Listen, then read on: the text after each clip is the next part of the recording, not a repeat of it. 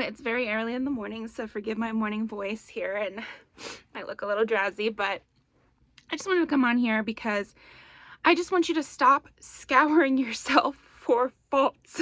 Stop scouring yourself for faults. Stop looking for, how could I have done that better? Like every single issue. You know, there's been a lot of criticism, I think, that you've received. And, you know, even the strongest person, that it will get to you. When you receive so much criticism, you're just like, why am I receiving this criticism? Is there something I could do different? Is there something wrong with me? Is there, maybe they're right about, you know, maybe they're right about me. Maybe I don't know how I'm impacting others in a negative way. No.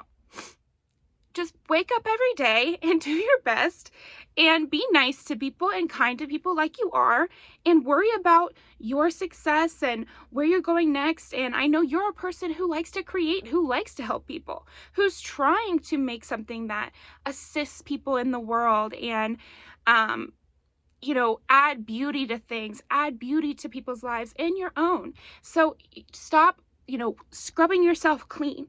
We're human beings. We're meant to have we're meant to just let ourselves breathe a little bit. And if, for example, if you take a lemon, you're supposed to wash it, right? Yeah, that's fine. But if you keep washing until the skin rubs off, then you're losing something. So if you keep scrubbing yourself clean of any problem that before could even come up, you know, just even the hint of a problem, you know, and the same with your skin, you know, that's not good for your skin too, right? We already know that in the beauty world. But yeah, in your life too. It's scrubbing yourself.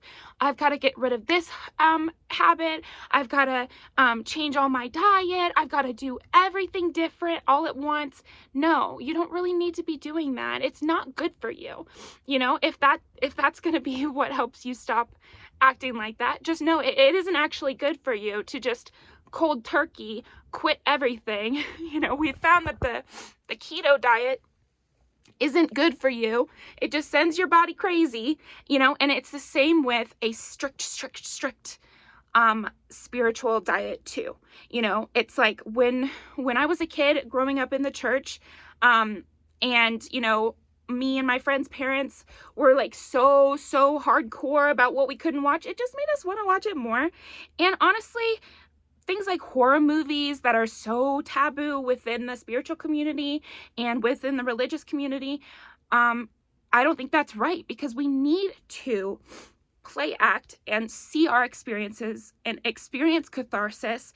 And you can't experience catharsis if there's never any trouble, if there's never anything that expresses the kind of pain that you have felt. Like many people who have dealt with trauma and have had hard lives, they end up liking horror movies and getting invested in that. And why is that?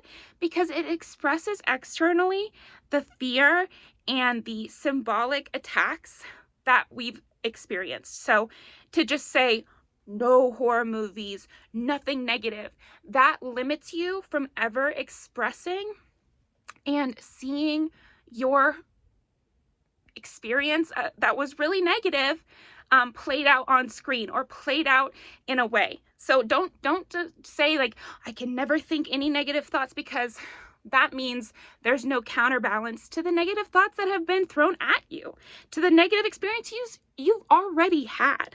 So scrubbing yourself clean, not really the answer. The answer is to get down in the mud, you know, symbolically, of like reading.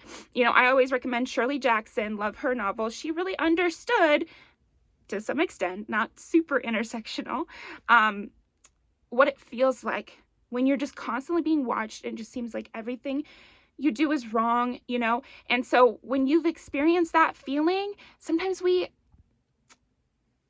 inflict that on ourselves too.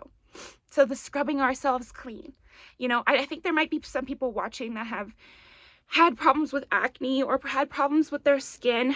And I'm not saying every health thing is related to something spiritual. I don't believe that. But there are a lot of, you know, stress factors, which is spiritual and mental, that can express itself on your body. And it's the same thing with acne and with skin stuff. It's like, don't scrub yourself clean. It's okay. You're allowed. You're allowed to have a pimple. You're allowed. You're allowed to watch that horror movie.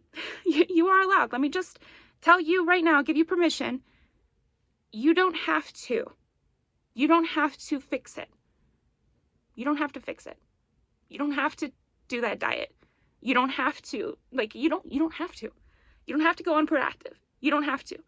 If you want to, feel free. But I'm saying, like, I think sometimes you don't want to, and you just think you do. You know? So it's just something to know, that to stop scrubbing yourself clean. Stop looking for any inconsistency, any problem, because what you're really looking for is an excuse for the people that hurt you. You want to find something wrong with you so that they get off, so that they get an excuse. But there was no excuse. They shouldn't have hurt you. They shouldn't have treated you that way. So, yeah, I love you guys. Thank you very much, and I'll see you next time.